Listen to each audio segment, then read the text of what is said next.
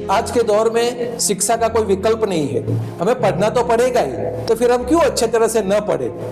हमें हर बार ये बात याद रखनी पड़ेगी कि हम जो भी परीक्षा में जा रहे हैं उसमें ज्यादा से ज्यादा उत्तम से उत्तम परफॉर्मेंस देना पड़ेगा। आज हम जो सफलता की बात कर रहे हैं, वो सफलता का मूल लक्ष्य क्या है, वो सफलता का मतलब क्या है, वो आज हम ढूंढने जा रहे हैं। आज जो पढ़ाई हम कर रहे हैं, आज जो साधन, जो सब्जेक्ट हम पढ़ रहे हैं, वो हमारे लिए बहुत महत्वपूर्ण है। वो हमारी जिंदगी में, हमारे भविष्य में उसका बहुत बड़ा मायने रखते हैं। सिर्फ रट रट के पढ़ने से या अच्छे मार्क ले आने से या अच्छे परसेंटेज से हमारा शिक्षण का कोई उद्देश्य नहीं रहता।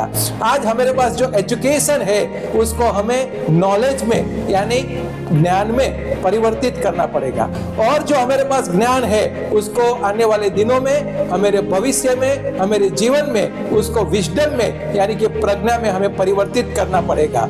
आज के जो अभ्यास में अलग अलग विषय हम पढ़ रहे हैं, वो विषय और इसमें जो भी पॉइंट्स पढ़ रहे हैं वो सभी का हमारे लिए बहुत महत्व है। आज हमें ऐसा नहीं लगता कि हम जो पढ़ रहे हैं वो हमारे लिए क्या महत्वपूर्ण है, पर कोई भी सब्जेक्ट पढ़ रहे हैं या इसमें कोई भी टॉपिक पढ़ रहे हैं, वो सभी का हमें आने वाले दिनों में किसी न किसी तरह से उसका उपयोग करना पड़ेगा। आज सक्सेस का मतलब हम देखते हैं कि हमने अच्छी पढ़ाई कर ली, हमने अच्छे परसेंटेज ले लिए, पर सक्सेस का मतलब आप देख सकते हैं और हमने कई बार देखा है कि जो लोग सक्सेस है जिंदगी में, जो अपने जात को सफल समझते हैं, उनके परिवार के लोग भी जिंदगी में सक्सेस नहीं होते, और जो गरीब परिवार से आते हैं, मेहनत कर परिवार से आते हैं, उनके बच्चे या उनके परिवार के लोग अपनी मेहनत से, अपने परिश्रम से, अपने वांछन से अपने किसी एक मुकाम पे पहुंच जाते हैं। आज जो हमें सक्सेस का महत्व है वो सोक्रेटिस ने बताया कि सक्सेस का मतलब क्या है। उन्होंने बताया कि आप कोई मुकाम पर पहुंचना चाहते हैं, कोई लक्ष्य हासिल करना चाहते हैं, तो इसके लिए हमारे में एक बढ़ती इच्छा होनी चाहिए।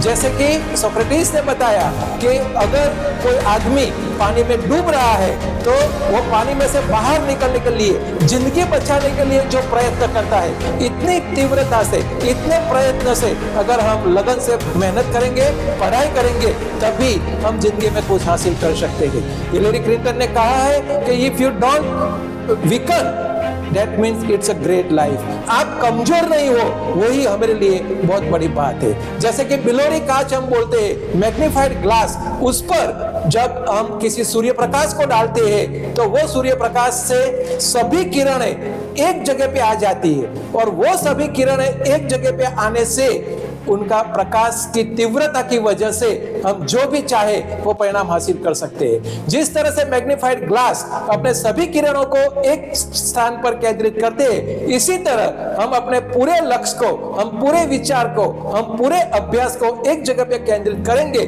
तभी हम कुछ हासिल कर सकते हैं। हमने पहले भी बात करी थी, आज हम दोबारा वही बात कर रहे हैं कि पढ़ाई से पहले हमारा लक्ष्य क्या है, हम क्यों ये पढ़ना चाहते हैं, हमें क्यों पढ़ाई करनी चाहिए, वो हमें ढूंढना पड़ेगा। आज हम किसी बस या ट्रेन में एक आधे घंटे, 1 घंटे, 2 घंटे की मुसाफरी करते हैं, तब भी हम 10 बार सोचते हैं। हम कि अलग अलग तरीके से सोच के, विचार करके वो यात्रा का प्रयोग करते हैं। जब हम हमारी जिंदगी की बात करते हैं, वो जिंदगी जिसमें सुख है, संतोष है, आनंद है, दुख है, वियोग है, चिंता है, व्यग्रता है, वो सबसे भरी हुई जिंदगी में भी हम कभी सोचते नहीं है कि ये सबसे हमें प्रसार होना है तो इसके लिए हमें क्या करना पड़ेगा। हमारे ये पढ़ाई का, ये हमारी जिंदगी में आने वाले दिनों में उसका महत्व क्या रहेगा। हम कौन सी फैकल्टी में पढ़ते, या साइंस में है, या कॉमर्स में है, या आर्ट्स में है, डिप्लोमा करते हैं, ITI करते, वो हमारे लिए मायने नहीं रखते, पर हम जहां भी पढ़ रहे हैं वहां पर हम अव्वल नंबर या टॉप पर पहुंचे, ज्यादा से ज्यादा ज्ञान अर्जित करें, वही हमारे एक लक्ष्य और वही हमारा एक ध्येय रहता है। और इसके लिए आज आपने देखा होगा कि जो बेरोजगारी का दर है वो अशिक्षित लोगों में कम है, पर शिक्षित लोगों में ज्यादा है। इसकी वजह यह है कि हम शिक्षित है, अक्षर ज्ञान है, पर उसका उपयोग हमें ज्ञान में या हमारे विजडम में, हमारे प्रज्ञा में कैसे परिवर्तित करना, इसके लिए हमें जो सोचना चाहिए वो हम सोचते नहीं है। और हमारा जो इसके लिए पर्सनालिटी है, जिसको हम मेधावी व्यक्तित्व बोलते हैं, जीनियस व्यक्तित्व, वो कैसे प्राप्त हो सकता है। जीनियस व्यक्तित्व के लिए जिसको 2000 के साल एरिक नाम के एक वैज्ञानिक को नोबेल पारितोषिक मिला, उन्होंने शोध करके बताया कि आपको अगर जीनियस बनना है, मेधावी व्यक्तित्व प्राप्त करना है, तो इसकी एक ही वजह है और वो कंटिन्यूअस रीडिंग एकमात्र ऐसा साधन है। कोई भी आदमी जन्म से मेधावी या जीनियस नहीं होता। रीडिंग एक साधन है जिसकी वजह से आप मेधावी व्यक्तित्व प्राप्त कर सकते हैं। और इसके लिए लियोनार्ड डार्विन का नाम हमने सुना। चार्ल्स डार्विन का जो पुत्र था, उसने भी इस तरह का संशोधन किया।